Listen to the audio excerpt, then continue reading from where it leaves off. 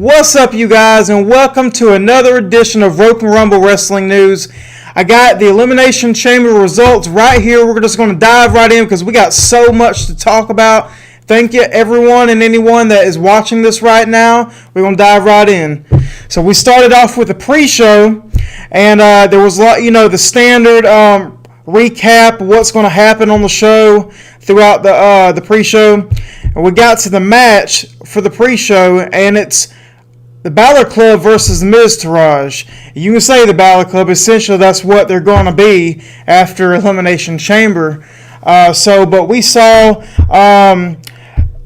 no Miz, which is interesting. I would have thought that the Miz would have been there, considering the fact that, he likes to be sneaky and the arrogant heel, and he likes to try to get any kind of one-up he can. He does it any other day on Raw. I found it interesting that there was no Miz. And that's probably what ended up leading to the results, but we'll get to that. So, in my opinion, this was your basic standard match, honestly.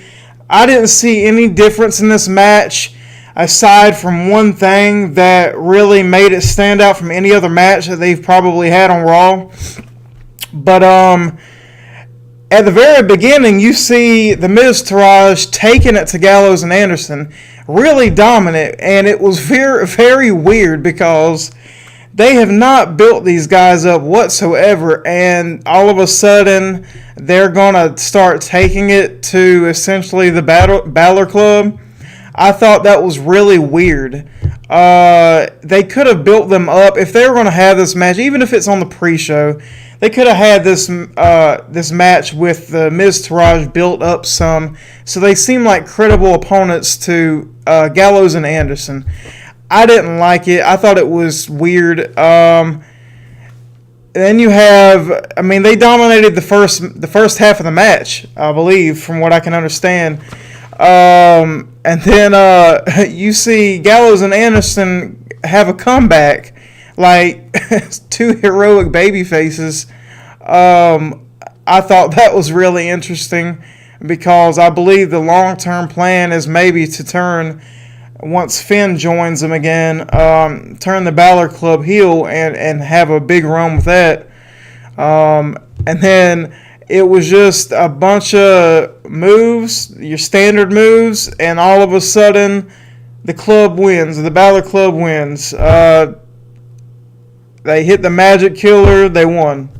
There's not really much to say about this match. It was strange, to be honest. No Miz. Miz Taraj getting a lot of offense. Strange. Then after the match, you have the Revival call their tag team match a mockery of the tag team division and what tag team wrestling is supposed to be.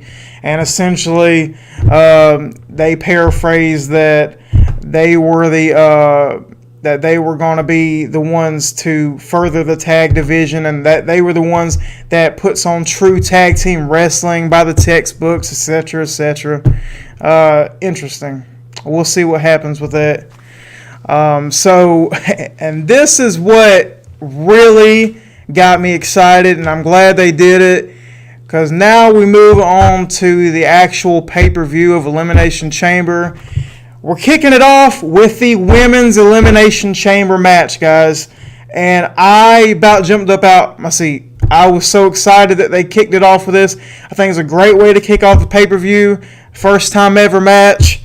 Awesome. So, everybody gets into the chamber. First, we see Bayley and Sonya start the match. And then Sonya and Bayley get outside the ring to the chamber, the chain link. And Sonya catapults Bayley into the chain link. And then I believe as she was kind of hung on the chains, she jumped down and kicked Sonya and knocked her down, so she kind of reversed what Sonya was about to do, which I think she was going to suplex her or something off the chain onto the chamber floor. Very, very cool spot there with Bayley countering that. And then there were a lot of submission holds, and then Mandy Rose enters the fight after that. Just a bunch of standard holds, kind of killing time, I think. And then Sonya and Mandy team up. Of course, they team up. 2 members of Absolution. They team up to try to take out anybody else. Smart strategy, honestly. And they team up against Bayley, and then Bayley tries to get a comeback, but Sonya drove Bayley, on the chamber floor with a wicked double-A takedown.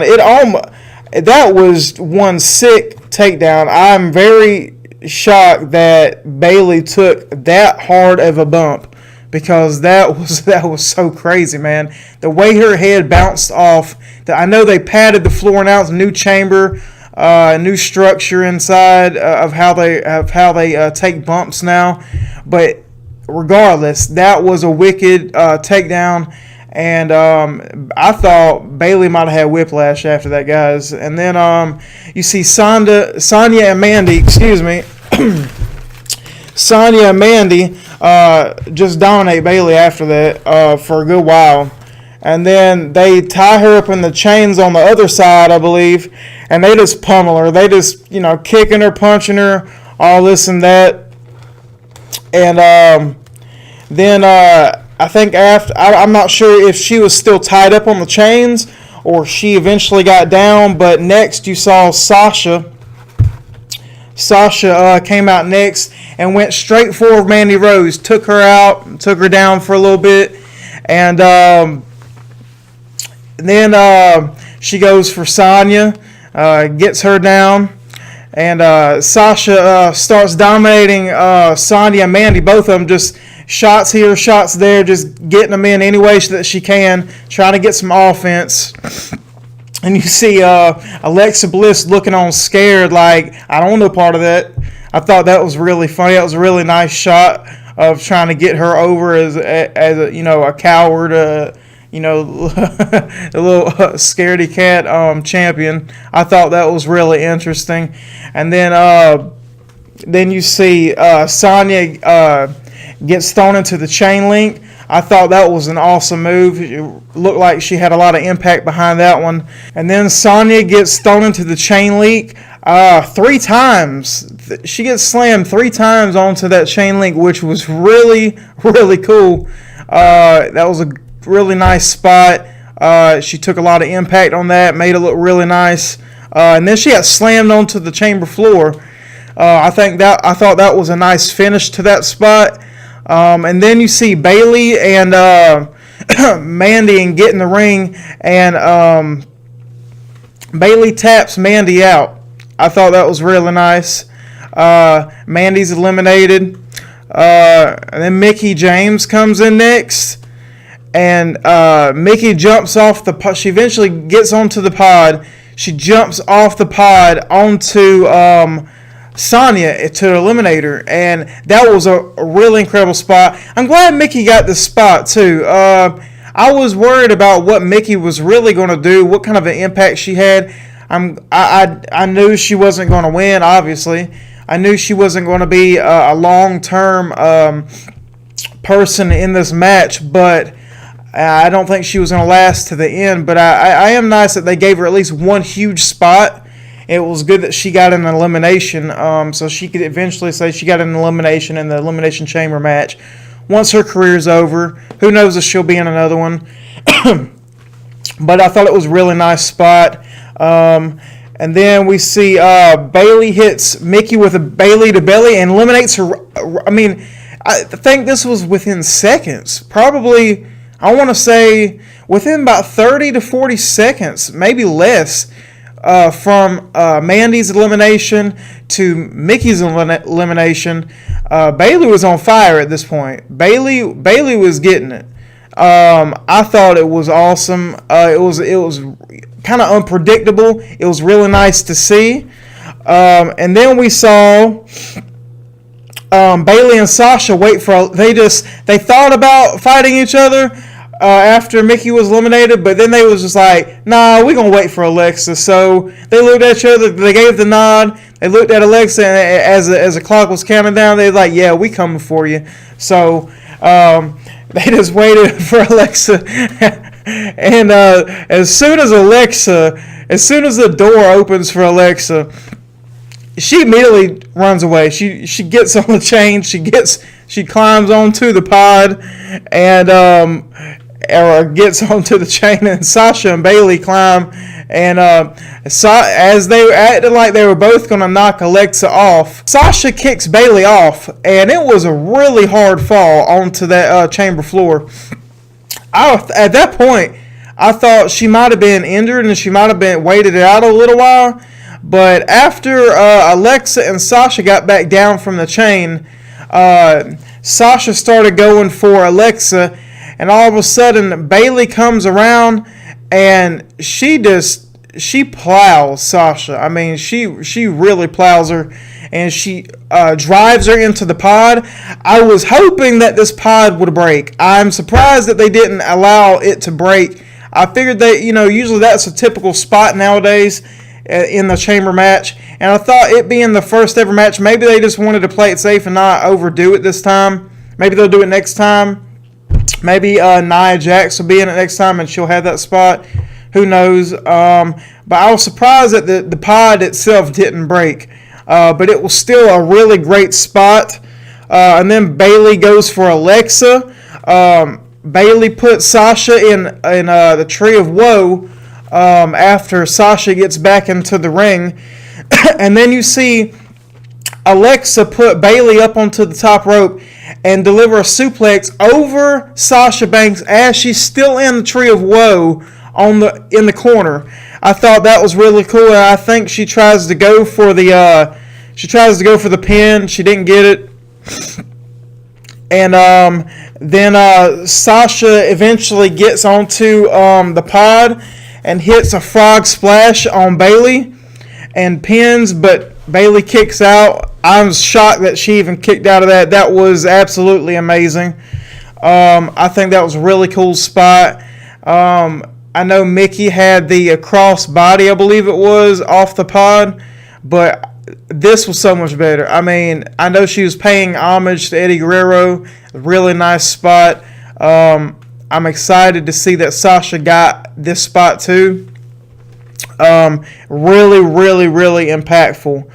And then we see Alexa roll up Bayley out of nowhere with a schoolboy pin, I believe, or something like that, or a simple roll up maybe. And then she pinned Bayley. Bayley's eliminated.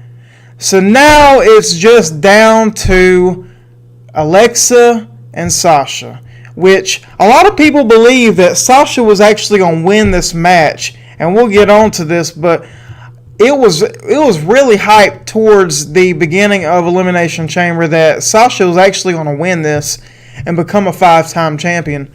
But we didn't. I don't think we see this, because then Alexa gets Sasha caught up in the chain, drives her down with her knees. Just a wicked spot. It almost looked like her leg was going to snap in the chains, how they had it positioned. It was really sick. It's the typical spot almost where they got their leg caught up in the rope in the corner, and then they'll drive them down, and it looks like they're going to snap their leg at that point. This was worse, because this was the steel chain. This was so much worse. But drives her head back onto her knee, and then she eventually falls down on the chamber floor from the chain. I thought it was really crazy spot, one of the sickest spots in this match. And then eventually you see Sasha jumps off. She gets onto the pod, jumps off the pod, and then does her twisted bliss onto Sasha from the pod, and then you see Sasha reverse it into the bank statement. She rolls her back in the ring. She still got the bank statement on. Then Bliss reverses it, backs her into the corner, kind of rams her back into the corner, typical counter. And then Sasha is about to climb to the top of the pod, but Bliss drives her head into the pod. And then she hits a wicked, crazy, I don't know if I've ever seen Alexa hit this move before, but then she hits this top rope DDT. It was almost kind of like Randy Orton's DDT, but from the top rope in her own way. Is a different style of DDT. I thought it was an interesting and different way to end the match. Very savvy from Alexa Bliss. But she hit the DDT, got the win. I thought it was an awesome move, awesome way to end the match. Very great way to just launch the first ever women's Elimination Chamber match, letting it go first on the show. Lots of amazing spots. Eventually, Bliss retaining her women's championship, so she's going to be going to WrestleMania to defend that title now. Thought it was awesome. We still do not know if it's going to be Asuka or someone else facing her. The rumor is that it could be Asuka, or Asuka could be challenging Charlotte on SmackDown. We will have to see. But then after the match, you see Bliss gives this babyface promo. She's crying, at least acting like she's crying, talking about she did this for all the little girls in the crowd, and you can achieve any dream you want to as long as you work hard, and this and that. Really playing it up. I almost believed it if it wasn't for the fact that she's always been this sneaky, conniving heel. I would have believed it. I would have bought it, because she, in this match, because nobody thought she was going to win, if she ended up being the Iron Man of this match, like Sasha was for the Royal Rumble, in my opinion, that's how I saw this match. But she was giving this babyface promo, and then all of a sudden she just turns on the crowd and rips him a new one, man. Typical Alexa Bliss. I thought it was very funny. And then she started bragging about herself, saying how she always knew she was going to win the chamber and this and that. Very awesome. And then you see Kurt Angle go into Ronda Rousey's locker room. I think it's interesting that she got her own locker room before even signing a contract. But then you see Strowman do the typical WWE promo now on his cell phone or whatever device he was using, proclaiming that he's going to win the chamber. Okay. So I thought it was just a random promo, kind of out of nowhere. Like, haven't they done enough of these to kind of promote themselves over the past few weeks with experimenting? And I thought it was weird that they just throw this, and I believe it, correct me if I'm wrong, I believe this was the only promo like this the entire pay-per-view. I thought it was weird, but okay. Then we see next the Raw Tag Team title match. The Bar versus Titus Worldwide. So at first, before the bell even rings, when they get into the ring, you see the champs go straight for Titus Worldwide. They just beat him down. Then Apollo tries to get some offense. He gets onto the top rope and jumps onto the bar, onto the outside. Cool way to start the match. A little bit different before the bell rings. So you don't see it that often anymore. So then they get back into the ring. The bell rings. Then the Bar just dominate Apollo. Just all one-sided against Apollo for a good while. Then Apollo tries to get a little bit of comeback. Doesn't work. Doesn't happen. Then I noticed that it was really great tag team wrestling between the Bar. I mean, I know they've been a well-oiled machine since they've been champions together, since they formed the team. They've been well-oiled champions, but this, I think, it almost seemed like this match was more of a way to continue building up the Bar than it was Titus Worldwide, because it was the typical start to a match where the baby faces are getting beat down and they're trying to make a comeback. Really cool tag team action, just very fluid, I would say. Then you see Sheamus eventually get a cheap shot on Titus.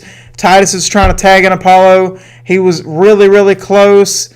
And then Titus just jaw jacks him, really, and he falls to the floor. And then the Bar just keep dominating Apollo for a little bit, and somehow eventually he gets to Titus. They get the tag. Titus comes in. He gets a few big moves in. typical stuff. But eventually, he gets dominated by the bar. They hit their finisher. Match is over. What can I say? I didn't expect anything else. I didn't expect Titus Worldwide to really win. I didn't expect any more really from this match than what we got. It's just standard Raw match. Just like the Balor Club and the Miz Taraj. I thought it was basic, really. It was good for what it was. It was good filler, really, which I think in the end that's what this match was. Even though it was a title match, I think it was just filler. They were trying to do something different than Seth Rollins and whoever versus the Bar, but in the end, it was your typical match. I think individually they need to separate Apollo and Titus, build themselves up individually, just like the Bar did. They were two great wrestlers that eventually formed a team. Apollo and Titus need to become two great wrestlers that eventually come back together to form Titus Worldwide and then start challenging for titles. It doesn't make any sense to just throw them in there. I know it was filler, but it still doesn't make any sense. So next we got Asuka versus Nia Jax, and I wasn't really expecting Nia to win this match heading in. I think that was my prediction, that Asuka still retains her streak. But during this match, before I even get started, during this match, I really thought that Nia could have had a good chance of pinning Asuka. At the beginning of the match, we see a lot of fast-paced back-and-forth action. Asuka tries to hit Nia with a hip attack onto the ropes as Nia was trying to get back in the ring. She got herself thrown over the top ropes, tries to get back into the ring. Asuka tries to hit the hip attack. I think it was reversed. Nia tries to hit some moves on her from the outside of the ring a little bit on the apron. And eventually they get back in the ring and Asuka tries to go for a knee bar, but Nia wasn't having it. She just picked her up with ease, threw her down, toyed around with her. Nia looked really great in this moment. And Nia eventually puts her in a torture rack, and Asuka reverses into like a dragon sleeper. I think that would be the move that you would call it, the dragon sleeper. And then Asuka starts fighting back, and it was really awesome seeing Nia get so much offense on Asuka, making her really look like a big deal, even though it was a good chance that she wasn't going to end the streak. It's good to keep Nia dominant, and I think this was a great way of doing it. And then Nia hits her with a Samoan drop, a wicked Samoan drop, I might add. Really nice. You have to excuse me, guys. I'm just setting up my notes. But then we see more back and forth between the two. And then Asuka jumps up and puts Nia out of nowhere into the Asuka lock. I thought it was really nice how she did it. And I think it really caught Nia off guard. That's why she was able to do it with such ease. Nia reverses and drives Asuka into the corner. Wicked move. At that point, Asuka was hurt. In my opinion, I think if there was any point in this match that Nia had the best chance, it was right here. And Nia picks her up, goes for a powerbomb. Asuka reverses into a pin and wins. I'm not sure what kind of pin you would call that. Drawing a blank on the name, but just rolls her up or gets her into a pin. And she wins, retains her streak. I think they could have had a better way of finishing this match as far as the actual finisher. I think it would have been good to get Nia in the Asuka lock and let her tap out, or Asuka could have kicked her in the head or something. But I know why they're doing it, because they want to keep Nia dominant. Because another rumor is that she's going to be the one eventually maybe challenging Alexa Bliss for the Raw Women's title, and then Asuka challenges Charlotte for the SmackDown Women's title. But after the match, you see Nia just attack Asuka. I mean, just starts just beating the crap out of her, really. Gets her to, or they get to the outside of the ring. Nia's just pissed off at this point. Drives her into the ring post outside, and then it almost seemingly looked like she speared her into the barricade. I mean, straight through it. And it was funny how Nia fell, because I don't even think Nia thought that she was going to have that much impact behind it. It almost seemed like in the midst of her falling and trying to get up, that she was kind of taken back with how much force that she put into that. A really nice spot. Keeps Nia dominant. Asuka still retains her streak. This was a great way to continue building up both of these women. I couldn't ask for anything else in this match. I thought it was really nice, fast-paced dominance, essentially on both ends. Everybody wins on this. So next, you guys, we got Woken Matt versus Bray Wyatt.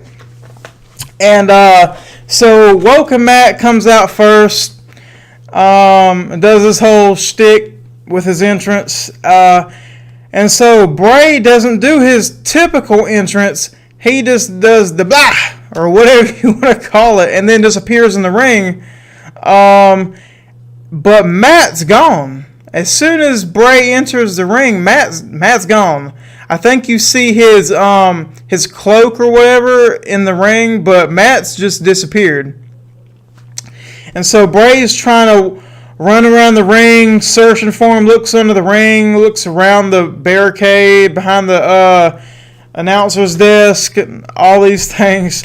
And in the midst of this, all you hear from the audio is Matt singing the obsolete song, and Bray's just getting frustrated, getting mad. And then you see the camera angle close to where the announcer's desk is. Bray's looking the opposite way from the steps, and all of a sudden you hear Matt, I think, start laughing, and all of a sudden he jumps off the steps onto Bray. I thought that was really funny. And then, let's see, we got Bray just starts dominating, really. There was a little bit of back and forth before Bray started dominating, but not a whole lot. Matt didn't really get a whole lot of offense in. But then Bray just starts dominating. They go outside the ring, they fight some, they get back in the ring. And then Matt finally gets a comeback, starts taking it to Bray. Crowd isn't getting into this at this point. They were singing along with the obsolete song during the beginning of the match, and I have to say, before I continue with the review on this was quite a short match. It really didn't go that long. I'm actually surprised that they didn't have more time, because I thought this would have been a big turning point in the storyline. But I'll continue and we'll get to that. But so then the crowd isn't buying it. They start chanting Rusev Day, Rusev Day, and then all of a sudden, out of nowhere, Matt hits a twist of fate and wins. I don't know, guys. I don't know what to tell you about this match. I don't know what to tell you about this feud, the storyline, anything. I think I predicted that Matt was going to win, and it's a good thing. But at the same time, this match, this whole segment, whatever you want to call it, really didn't do anything to further the storyline other than Matt doing the obsolete song. I don't think he's done that since he started the Woken character in WWE. But I didn't see anything special about this match, to be honest with you, aside from the obsolete song. I thought that was funny. Yep, Matt wins. So next we have the Ronda Rousey contract signing. And so to start it off, we have Kurt Angle come out. Then we have Triple H and Stephanie come out. And so at this point, as soon as Triple H and I assumed Kurt was going to, because he talked about it in the pre-show a little bit, I think, about how excited he was. And I was like, okay, well, he's probably going to be out there for the contract signing. But I should have figured as soon as Triple H and Stephanie come out there, I was thinking WrestleMania match already in plan. You kind of just throwing it at us instead of sneaking it up on us. I would have rather them found a better way to kind of sneak the surprise up on us. But now it's pretty obvious. But we'll get to that. So they introduced Ronda. Ronda was so nervous. She was stuttering and tripping over all her words. Very emotional, talking about how Roddy Piper inspired her and essentially gave her the okay and inspired her to do what she wants to do in WWE, be a wrestler. And so then eventually you see Kurt get on the mic and essentially reveal Triple H and Stephanie's plan, saying that that they were going to get some revenge essentially on Ronda for how they embarrassed them at WrestleMania 31. And then Triple H and Stephanie are trying to play him down, saying, "Oh no, Kurt, he'd had the flu. You're crazy. What are you talking about?" Being scared of Ronda. But it's obvious that Kurt's not going to lie about something like this, and it was a good way to kind of reveal some of this behind the scenes talk. And so eventually Triple H is like, "Yeah, let me get Kurt out of here. He's still sick. He don't know what he's talking about." And so Triple H is taking Kurt Angle up the ring, up the aisleway back to the back. And all of a sudden, Kurt gets on the mic again. I guess he still had the mic in his hand. He gets on the mic and says, "Oh, and Stephanie said that Ronda's a has-been and that even she could take her." And then Ronda turns around, looks all pissed and everything at Stephanie. And then she kind of gets up in her face. And then I guess Kurt went on to the back. And then Triple H got back in the ring and tried to separate the two. And then I believe they were going to actually leave because Ronda kind of got in the face of Triple H. And so they were going to leave because Triple H and Stephanie didn't want none of that. And then before they left, I think Triple H was going to actually go over there and grab Ronda's arm or something and try to talk her down or something. I don't know. All of a sudden, Ronda belly-to-belly suplexes him into the table. Awesome spot. I thought it was really funny. Really great way to further the storyline. It was funny to see Triple H take this bump from Ronda to try to sell how much of an awesome MMA athlete she is and all this and that. How much of a badass she is. And then you see Stephanie come over and say, "You're not going to do this to my husband," and then slaps the crap out of her. Like, really slaps her hard. And then she just turns around looking like a badass, looking all pissed and everything. And then Stephanie essentially, she just runs out of the ring. And then Ronda picks up the contract, signs it, throws it on Triple H, and that's it. Ronda leaves.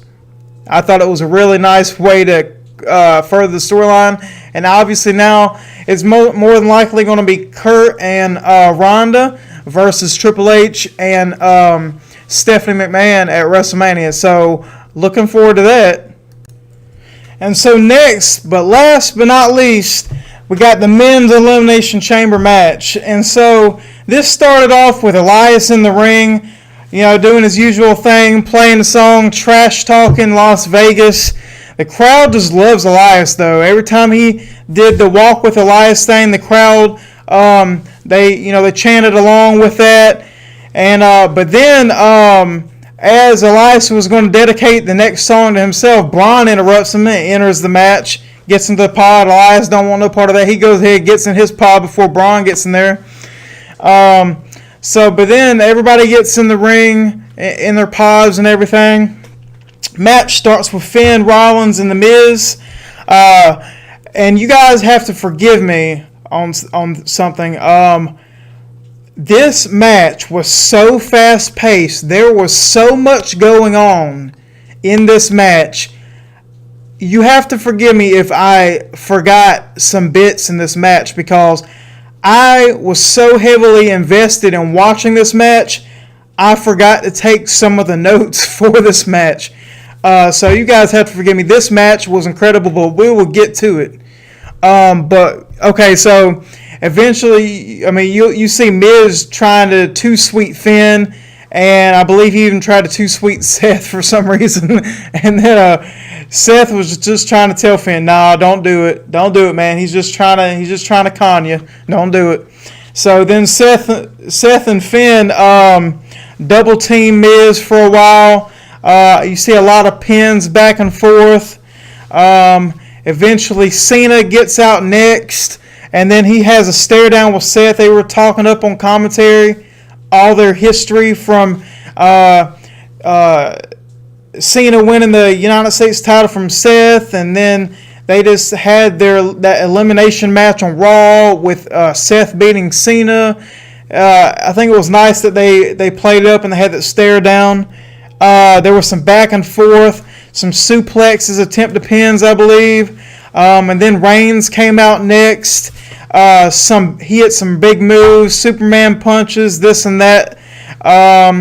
Then you see eventually, right when Roman was going to go for someone, I forget who it was, it might have been even Seth, he was going to go for someone to hit another move or a pin on him or something, but then the countdown started and he looked on because he knew that Braun was next, but I think he was trying to get some more offense in or get a pin in before Braun gets out, because he knows as soon as Braun gets out, Braun's just going to go for everybody and he ain't going to get a chance to.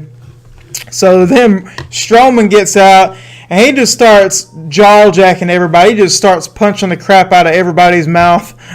It was really, really funny.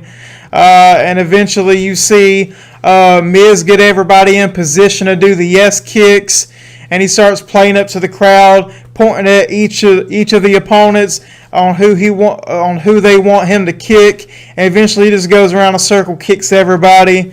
I thought that was a funny spot. Then you see the Miz run from Braun. He climbs up the chain of the chamber and gets onto the pod. Then Braun just coming right after him. I mean, he gets Miz on the pod, just chucks him off. And I was like, come on, man. It's Elimination Chamber. Do some big spots. They did this spot the safest possible way they could have ever done the spot. They had everybody already down there below the pod in the ring, ready to catch the Miz, like in formation, like they were a football team. I don't know what to say about that, but it was still funny to see Braun throw Miz off the pod. And even right before he threw him off the pod, you see they have one of the hard cams on the outside of the pod window. You see Braun just smashing Miz's face into the pod. I thought it was absolutely hilarious. One of my favorite spots in the entire match. I thought it was really funny. Then he, eventually throws him off onto everybody. Then eventually Braun eliminates Miz. I think he hits a running power slam on him, and he eliminates the Miz. Miz is gone.